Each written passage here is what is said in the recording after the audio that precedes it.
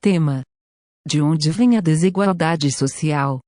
Assunto: sociedades e modos de produção.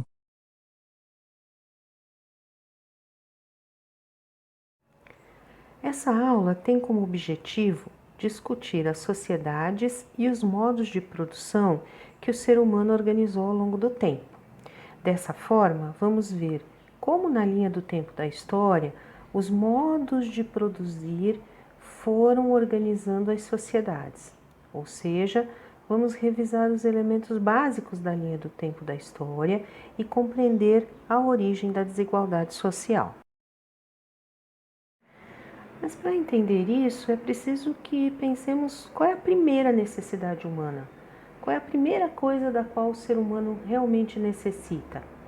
Obviamente, é a sobrevivência. Essa primeira necessidade, ou a mais fundamental necessidade humana, foi fazendo com que o ser humano transformasse a natureza, e isso através do trabalho. Essa transformação da natureza se deveu ao fato de que os seres humanos, diferentemente dos outros primatas, desenvolveram um polegar opositor, que lhes permitia manusear objetos cada vez menores e, portanto, produzir ferramentas cada vez melhores. A rigor, o que humaniza o ser humano, o que torna o primata da espécie Homo sapiens humano, é o trabalho. Foi através do trabalho que o ser humano se humanizou. E foi assim que foram sendo criadas as condições para que aquele ser originário na pré-história conseguisse se tornar um ser histórico e social. Vale lembrar que o único ser vivo que faz história é o ser humano. Então, este processo de transformação do ser humano em um ser histórico e social se deveu ao seu processo de humanização, que paralelamente se deveu à necessidade que o ser humano tinha de transformar a natureza. Mas é muito importante lembrar que o trabalho é uma necessidade histórica, não natural. Ninguém nasce precisando trabalhar. O ser humano foi, ao longo do tempo, criando formas de transformar a natureza para sobreviver. E isso foi determinando a forma como a sociedade se organiza e como o ser humano se relaciona com os outros que circulam em sua vida. E foi a partir das diferentes formas de trabalho criadas pelos grupos humanos que o ser humano criou diferentes modos de produção. Mas o que é um modo de produção?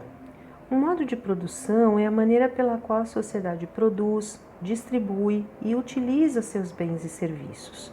E um modo de produção é formado pela soma das forças produtivas, que são os recursos necessários para produzir, então, os trabalhadores, os meios de produção, que é o capital, o dinheiro, as terras, quando se trata de agricultura, as matérias-primas, as ferramentas, as máquinas, os métodos e técnicas para produzir algo.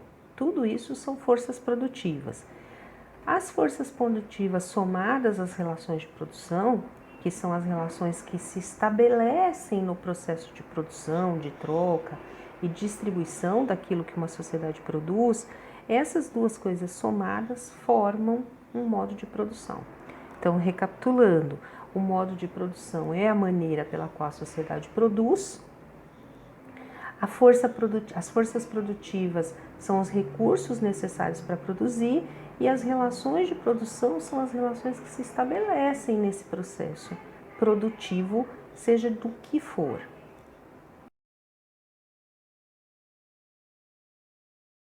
Agora dê uma pausa no seu vídeo e responda essas questões do Kahoot.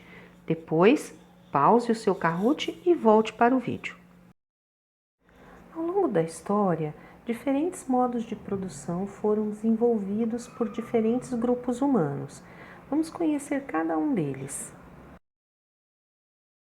Nessa linha do tempo, percebemos nitidamente os modos de produção que foram se desenvolvendo, mas é importante a gente notar que a transição de um modo de produção para outro, assim como a transição de um período histórico para outro, nunca se deu num corte linear e imediato. Então, ao dizer que o modo de produção primitivo, por exemplo, se encerrou na metade do Neolítico, não quer dizer que de um dia para o outro as pessoas dormiram no modo de produção primitivo e acordaram no modo de produção asiático. Quer dizer apenas que nesse momento se construiu uma transição. E essa transição pode ter sido mais lenta ou mais rápida, dependendo dos grupos humanos envolvidos nela.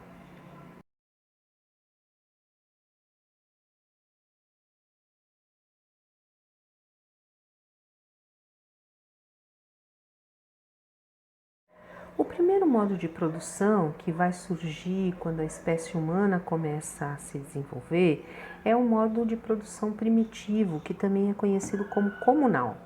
Nesse modo de produção, a base era a coleta, a caça e a pesca, ou seja, o ser humano dependia centralmente da natureza para poder sobreviver e, portanto, acabava sendo nômade, porque quando os recursos acabavam numa certa região, ele precisava se locomover para outra. Não existia excedente de produção, ou seja, não tinha sobras. Tudo que era produzido era para o consumo imediato. O trabalho era individual, todos trabalhavam, mas a produção era de uso coletivo, ou seja, todos podiam fazer uso dessa produção, independentemente da quantidade de trabalho empregada nela.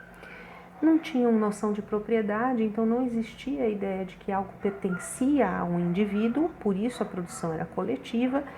E uma sociedade com um modo de produção organizado dessa forma era, obviamente, uma sociedade sem diferenças sociais, sem classes.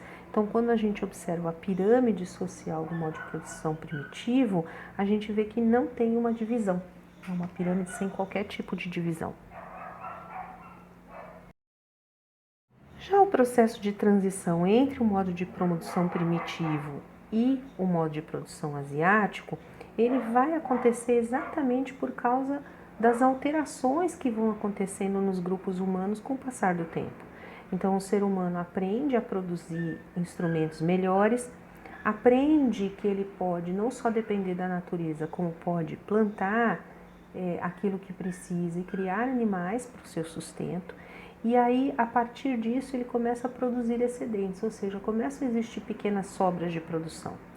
Nesse processo de plantar e criar animais, o ser humano vai se sedentarizando, até porque ao criar uma plantação ou ao criar um rebanho de animais, não é possível que o ser humano continue se movimentando de um lugar para outro. Não é possível e também não é necessário. Então começam a aparecer algumas diferenças sociais. Ao mesmo tempo, nesse processo de transição, também a escrita é criada como uma forma naquele momento de garantir o registro de tudo que era produzido. A ideia de propriedade começa a se formar, então quem produz mais começa a achar que é direito seu permanecer com aquilo que produziu e não dividir com os outros. E por fim, como a produção começa a crescer, começa a se sentir a necessidade de um grupo de pessoas que controle esse processo e que registre esse processo.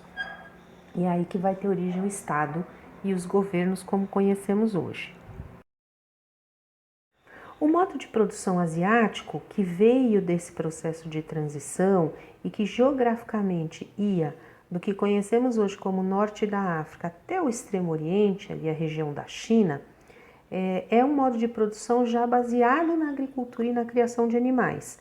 E como nem todos precisavam nesse momento trabalhar, porque havia excedentes, ou seja, sobras de produção, o trabalho vai ser baseado na atividade servil, ou seja, os servos vão trabalhar para os seus senhores. Em alguns casos, em alguns lugares, alguns grupos humanos tinham também escravos que vinham das guerras, os derrotados em guerras eram tornados escravos. Com essa possibilidade de nem todos se virem obrigados a trabalhar por conta do excesso ou da sobra de produção, houve aí uma especialização das atividades e uma divisão do trabalho. Então, ao invés de todos saberem fazer tudo, as pessoas começaram a ser especializadas em coisas específicas do processo de produção. Claro que esse excedente significava mais alimento e, portanto, melhores condições de sobrevivência. Portanto, houve um crescimento da população e um alongamento da estimativa média de vida das pessoas, por conta desse excedente de produção. Por outro lado, essa questão do excedente e essas mudanças que vão acontecer vão gerar uma noção de propriedade. Então, a ideia de que certas coisas pertencem a um determinado indivíduo e, portanto, não serão socializadas com todo mundo, e isso leva à centralização das riquezas e do poder. Então, agora nós vamos ter pessoas que têm mais, pessoas que têm menos. Começam a surgir as diferenças sociais, que têm mais relação com o lugar que as pessoas ocupam na sociedade. Ainda não estamos falando em desigualdade social, ainda não estamos pensando na lógica da ideia de quem tem mais é melhor do que quem tem menos, mas já se começa a ver nesse processo histórico o surgimento das diferenças sociais. Na transição do modo de produção primitivo, nós vamos ter o desenvolvimento de dois modos de produção. O modo de produção asiático, que nós vimos anteriormente, mas também e quase em paralelo, o modo de produção escravista ou escravismo, como é mais conhecido. Por quê? Porque aí tem relação com a localização geográfica dos grupos humanos. Então, essa área que ia do que hoje nós conhecemos de norte da África até o Extremo Oriente, por exemplo, a China, era muito fértil, existiam muitos rios, muitos lagos, na beira dos quais se podia plantar e produzir muito alimento. Por outro lado, nas regiões que eram mais próximas do que nós conhecemos hoje como Europa, a quantidade e a quilometragem disponível de rios para o plantio era menor.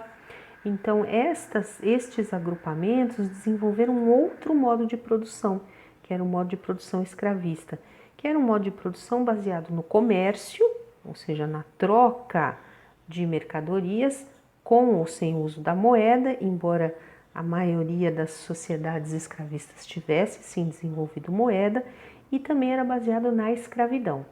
Aí não só a escravidão por guerra, mas também a escravidão por dívida, ou seja, aquela escravidão onde a pessoa não tinha condições de pagar suas dívidas, se convertia em escravo até o momento do pagamento dessas dívidas. A grande manifestação de riqueza e de poder eram as grandes propriedades de terra, que eram apenas daqueles que tinham mais e, portanto, se diferenciavam socialmente. Nesse processo de diferenciação social das sociedades escravistas, começou o processo de desigualdade social, a ideia de que quem tem mais é melhor do que quem tem menos. Então, os reis, os nobres, o exército são melhores do que artesãos, comerciantes, funcionários do Estado e principalmente do que os escravizados, né?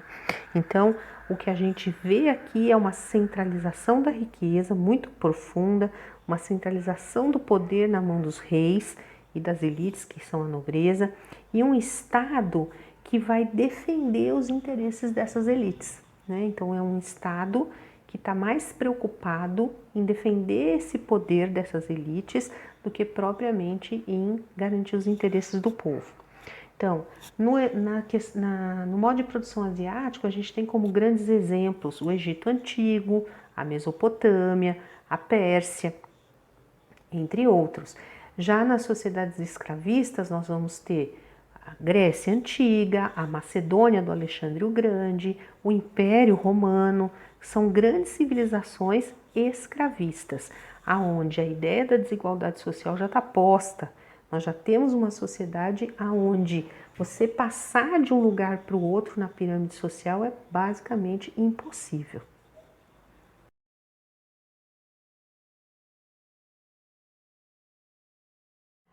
Agora dê uma pausa no seu vídeo e responda essas questões do Kahoot. Depois, Pause o seu Kahoot e volte para o vídeo.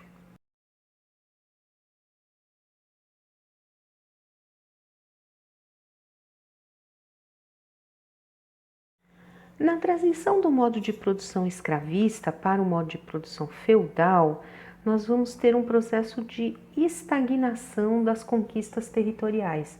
Até porque o que permitia um grande contingente de escravos eram as guerras travadas por esses grupos humanos, essas civilizações antigas, no sentido de conquistar mais territórios. Então, um grande exemplo é o Império Romano, embora não seja o único exemplo.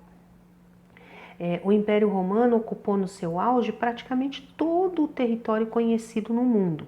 Não era, obviamente, um território tão grande quanto hoje, mas dentro daquele parâmetro geográfico conhecido, o Império Romano foi imenso. Só que houve um momento que não havia mais o que ocupar, ou em que o Império Romano não tinha mais como continuar ocupando. E aí você tem uma estagnação dessas conquistas e, portanto, os escravos que já existem, obviamente, adoecem e morrem como qualquer outro ser humano. E o fato de não existirem mais conquistas territoriais ou essas serem reduzidas acaba criando uma crise no sistema escravista. Essa crise, ou seja, a ausência de mão de obra para cuidar da produção, foi gerando fome, que por sua vez gera doenças. E essa situação permitiu um enfraquecimento, principalmente do Império Romano, que foi invadido pelos povos bárbaros, os poucos povos que não faziam parte das fronteiras do Império. Com isso, o Império Romano do Ocidente é extinto, ele acaba, e aí nós temos uma transição para um novo modo de produção, que é o feudalismo. Essa transição, pessoal, durou décadas, né? Não foi um processo do dia para a noite, não, como a gente já citou lá atrás. E o feudalismo é um modo de produção pelo qual nem todas as sociedades humanas existentes naquele momento passaram. Então, várias sociedades que estavam no modo de produção asiático não passaram pelo modo de produção feudal. E algumas não passaram. Algumas das que passaram não passaram no mesmo período, porque isso é uma coisa interessante da história humana. Embora a gente tenha parâmetros gerais, a gente estude fatos mais gerais, nem todos os grupos humanos passaram pelas mesmas coisas ao mesmo tempo. Senão nós não teríamos história, nós teríamos apenas uma repetição de fatos. O feudalismo era um modo de produção também baseado no trabalho servil, na servidão, baseado na agricultura, porque os feudos eram enormes propriedades de terra onde se plantava coisas. Praticamente as moedas deixaram de existir e o comércio quase foi extinto também. Por quê? Porque o feudo produzia tudo que ele precisava para sobreviver, né? As relações eram estabelecidas pela propriedade da terra, ou seja, eram considerados mais poderosos, mais ricos, aqueles que tinham as maiores propriedades de terra. E as relações estabelecidas por isso eram, de um lado, as relações de fidelidade entre nobres e, por outro, relações estabelecidas pela Igreja Católica, que já muito poderosa nessa época, era responsável por distribuir o poder político entre as diferentes famílias nobres. Isso era visto muito nos processos de sagração dos cavaleiros. Quem assistiu filmes como Os Três Mosqueteiros, A Távola Redonda e viu esses processos de sagração, percebeu que sempre havia alguém do alto poder da Igreja Católica saudando, congratulando e abençoando esse acontecimento. Então, o feudalismo é um modo de produção muito baseado, totalmente baseado na agricultura, no trabalho servil e com o enorme poder da Igreja Católica. Tanto que, se vocês observarem a pirâmide, o clero, que são os membros da igreja, estão no topo da pirâmide social do período feudal. E lá na base estão os camponeses, que podiam ser servos, podiam ser livres, podiam ser escravos.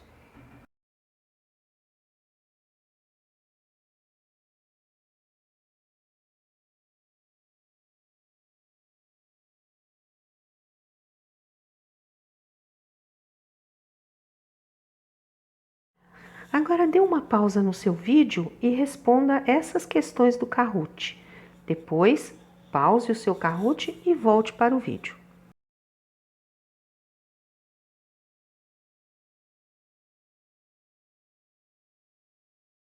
No processo de transição do modo de produção feudal para o mercantilismo, nós vamos ter aí uma retomada da atividade comercial, nova edição de moedas, uma retomada das cidades, porque durante o feudalismo a vida se concentrou no campo.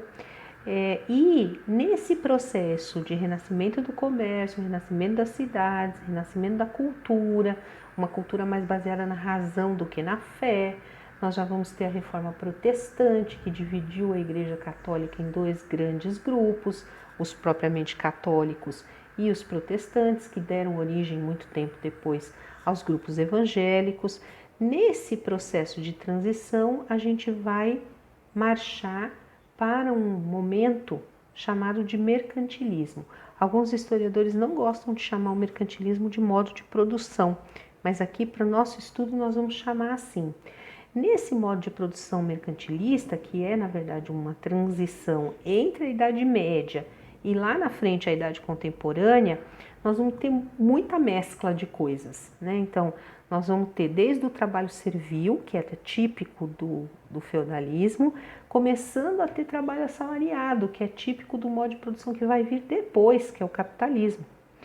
Nós vamos ter um Estado forte, com reis muito fortes, que eram chamados de estados absolutistas, aonde os princípios básicos eram metalismo, então uma nação era tanto mais poderosa e mais rica, quanto mais metal, aí nesse caso ouro e prata, ela conseguisse atrair para o seu território, baseado na balança comercial favorável, ou seja, a ideia de que eu tenho que vender mais do que comprar, no protecionismo, que é a ideia de que eu preciso cuidar dos meus produtos e sobretaxar aquilo que vem de fora, no colonialismo, que é a lógica de ter territórios novos para poder comerciar. Foi aí que começou o processo das grandes navegações, né, para se descobrir, entre aspas, novos territórios e implantar atividade comercial, e também o monopólio comercial. Então, a ideia de que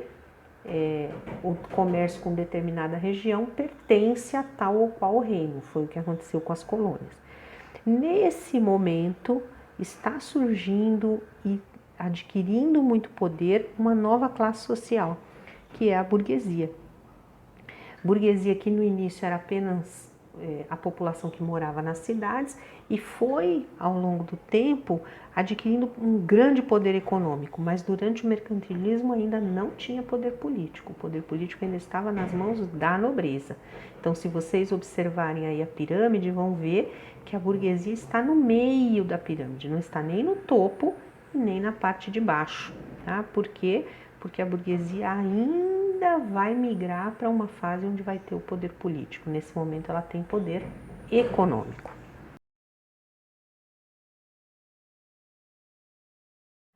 Agora dê uma pausa no seu vídeo e responda essas questões do Kahoot. Depois, pause o seu Kahoot e volte para o vídeo.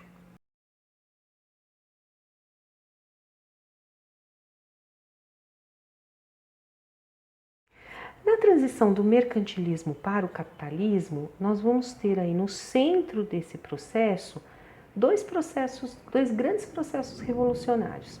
A Revolução Industrial, a primeira e a segunda revoluções industriais, e as revoluções burguesas. Vamos entender isso. Durante o mercantilismo, já no final do feudalismo, mas durante o mercantilismo, basicamente, a burguesia passou a ter um grande poder econômico e, em dado momento, começou a entender que não era mais adequado nem justo que a nobreza permanecesse com o poder político, principalmente depois da Revolução Industrial, da primeira Revolução Industrial, revolução essa que foi capitaneada pela burguesia e que transformou os processos de produção. Com isso, a burguesia começou a se movimentar em vários países, principalmente a Inglaterra, a França e os Estados Unidos, no sentido de criar rebeliões, as chamadas revoluções burguesas, para tirar a nobreza do poder político e assumir ela, a burguesia, esse poder político. Nesse processo vai se formar então um modo de produção capitalista, onde a burguesia agora sai do meio da pirâmide e vai para o topo, e nós vamos ter uma classe intermediária que, dependendo dos lugares, é muito pequena, e uma base de pirâmide muito extensa, onde estão os trabalhadores e o povo em geral. Então, o topo da pirâmide é pequeno e é ocupado pela burguesia. Esse setor intermediário, a classe média, também é um setor pequeno. E lá na base, na basona da pirâmide, estão os trabalhadores e o povo. E quais são as características do capitalismo? Bom, o capitalismo tem como base a indústria, nesse primeiro momento, é óbvio. Nós vamos ver mais para frente que o capitalismo vai se subdividir em momentos diferentes. Há um momento em que a indústria, a industrialização, o processo industrial é o marco, é o eixo e é o centro do capitalismo, e depois vai haver um momento em que o capital financeiro, que é esse que os bancos e os mercados de ações movimentam, vai se tornar o essencial. Mas nesse primeiro momento a gente vai ter aí o trabalho assalariado e a industrialização como o eixo do grande capital, do capitalismo, e nós vamos ter um Estado que agora não é mais um Estado absolutista, porque não é governado por um rei, é um Estado chamado de liberal, mas é um Estado que defende claramente os interesses das elites, ou seja, dessa burguesia que está aí no topo da pirâmide. Nós vamos ter uma sociedade onde a hegemonia das ideias burguesas é muito forte. Então, mesmo quem está na base, quem não faz parte dessa elite, quem não se beneficia pelos lucros da indústria nem do capital financeiro, se sente parte dessas ideias burguesas. A burguesia conseguiu uma coisa muito interessante, que é fazer com que mesmo as pessoas mais simples adotem as suas ideias de elite como se fossem ideias destas pessoas mais simples. Então hoje o que a gente vê é um espalhamento de uma crença de que certas ideias são naturais. Estas ideias naturais, quando a gente vai buscar, percebe que são claramente ideias da burguesia.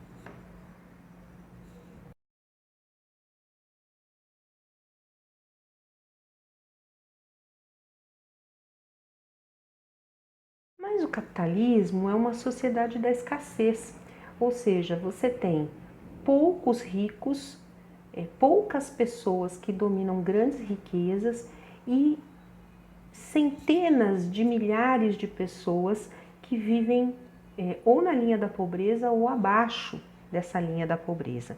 Mesmo os trabalhadores que têm emprego fixo, carteira assinada, ainda assim não fazem parte dessa elite. Então essa é uma sociedade da escassez. E como sociedade da escassez, ela transparece a ideia de que para alguns, para poucos, quase tudo, e para muitos, quase nada. A pandemia deixou isso muito claro. Nós temos os muito ricos se tornando cada vez mais ricos, os muito pobres se tornando cada vez mais pobres. E essa classe média cada vez menor também, né? Essa sociedade da escassez, como não podia deixar de ser, é uma sociedade que vive em crise. Então, se a gente perceber, existe um processo de transição que vai e volta, que gera novas formas e novos modos de produção, ou gerou novos modos de produção, mas o capitalismo consegue se reinventar. Então, a cada crise, ele consegue sair dessa crise e consegue se reinventar. Mas as crises foram se tornando cíclicas. Então, nesse período mais recente, nós tivemos a terceira Revolução Industrial e agora até a quarta Revolução Industrial. E ainda assim, o capitalismo vive e sobrevive das suas crises. Mas isso permitiu que projetos alternativos fossem sendo criados. Um dos projetos, não é o único, mas um deles é o socialismo, o modo de produção socialista, que ainda é uma sociedade da escassez, ainda não é a sociedade onde todos têm aquilo que precisam, mas é uma sociedade onde aos poucos, um modo de produção, onde aos poucos os trabalhadores e o povo vão tendo para si os meios de produção, porque se a gente olhar lá o que são os meios de produção no capitalismo, nós vamos ver que os meios de produção são o capital, as terras, as máquinas e os trabalhadores. O capital, a terra e as máquinas, obviamente, estão na mão da burguesia, que é quem tem condições financeiras para ter esses recursos, essas forças produtivas. E os trabalhadores? Eles são trabalhadores assalariados. São pagos por quem? Pelos seus patrões, que fazem parte de qual classe social? A burguesia.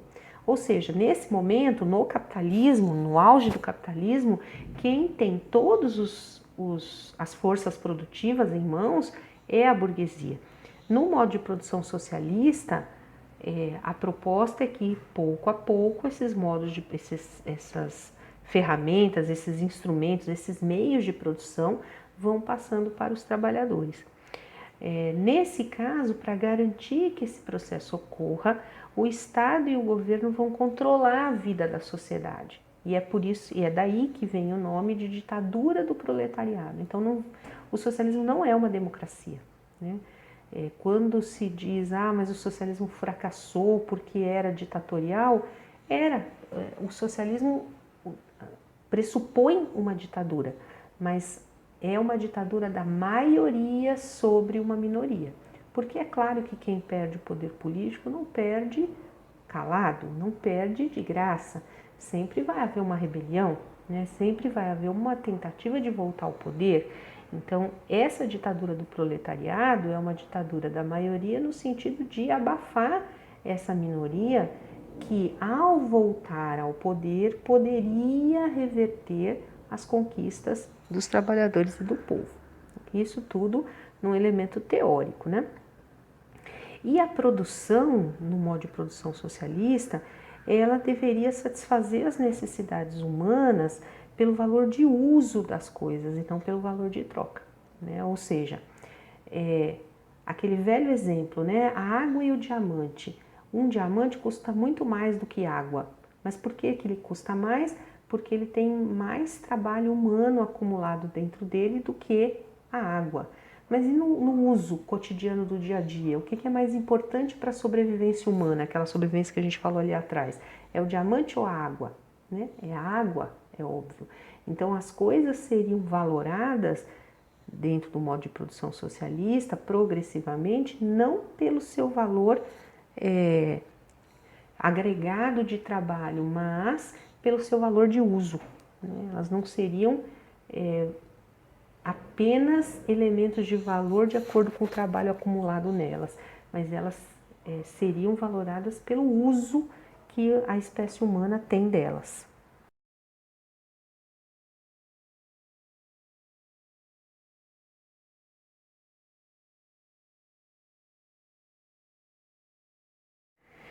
Quem acha que o modo de produção socialista pode gerar uma sociedade melhor, acredita que o modo de produção socialista não é eterno, que ele deve ser superado por um modo de produção chamado de comunista, a transição entre o modo de produção socialista e o modo de produção comunista seria mais ou menos o que dizem os teóricos, porque em nenhum lugar do mundo se viveu um modo de produção comunista. O que se aproximou mais disso, mas ainda assim muito pouco, é aquele modo de produção primitivo lá do Paleolítico, mas a tendência de quem escreveu sobre isso é dizer que a transição seria mais ou menos natural, desde que uma sociedade se mantivesse socialista, Coisa que não é o que a gente vê.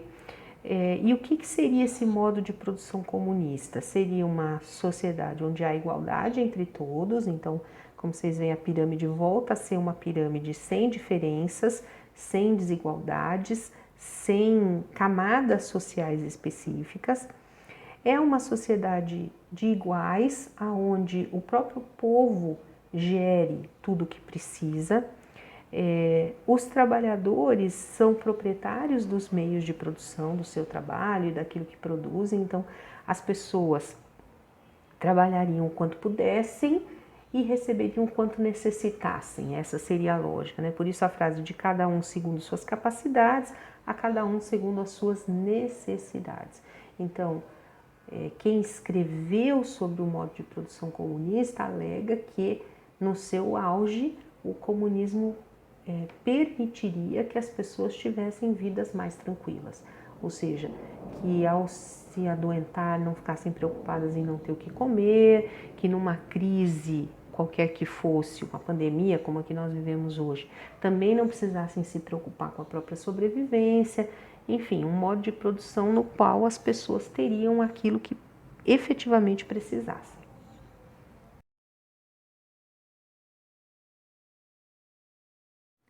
Agora que você já sabe tudo sobre os modos de produção, faça essas últimas questões do Kahoot e depois marque a sua atividade como concluída.